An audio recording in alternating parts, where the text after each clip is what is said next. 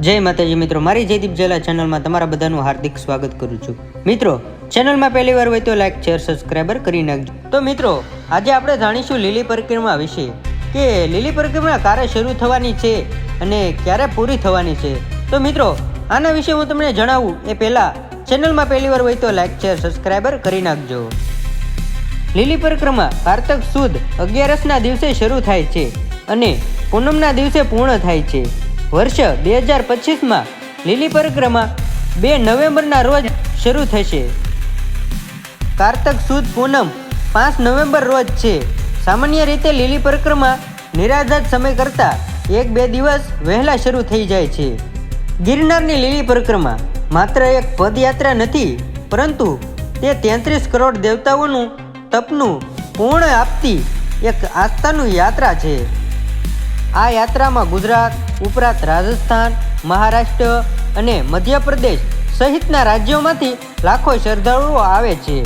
વન્ય વિભાગ, વહીવટી તંત્ર અને સાધુ સંતોના સહયોગથી આ ભવ્ય આયોજન થાય છે, જેમાં યાત્રાળુઓ માટે ભોજન, પાણી અને તબીલ સેવાઓ જેવી સુવિધાઓ પૂરી પાડવામાં આવે છે।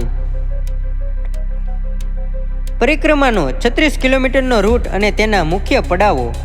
આ પરિક્રમા ભવનાથ તળેટીના દુધેશ્વર મહાદેવ મંદિરથી શરૂ થાય છે અને ગિરનારના ગાઢ જંગલમાંથી પસાર થતો 36 કિલોમીટરનો પંથ કાપે છે।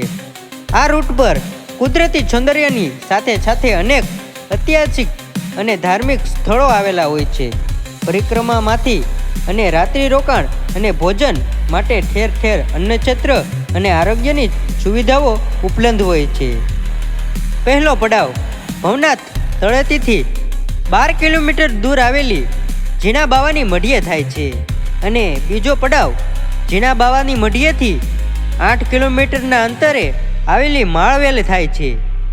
અને મિત્રો, આવી જ રીતે ત્રીજો પડાવ માળવેલથી 8 કિલોમીટરના અંતરે દૂર આવેલા બોરદેવી મંદિરે થાય છે અને અંતિમ પડાવ બોરદેવી મંદિરથી ભવનાથ તળેટી સુધીના 8 કિલોમીટરના રસ્તા ઉપર થાય છે।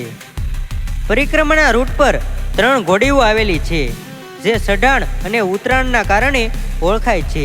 પહેલી ઘોડી ઈટાવ ઘોડી ભવનાથની ઝીણા બાવાની મઢી વચ્ચે આવેલી આ ઘોડી પ્રમાણમાં સરળ હોય છે।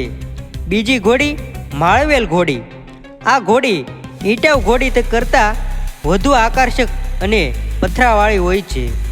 અને મિત્રો, ત્રીજી ઘોડી નાળ પાણીની ઘોડી માળવેલ અને બોરદેવી વચ્ચે આવેલી આ ઘોડી પરિક્રમાની સૌથી આકરી ઘોડી માનવામાં આવે છે।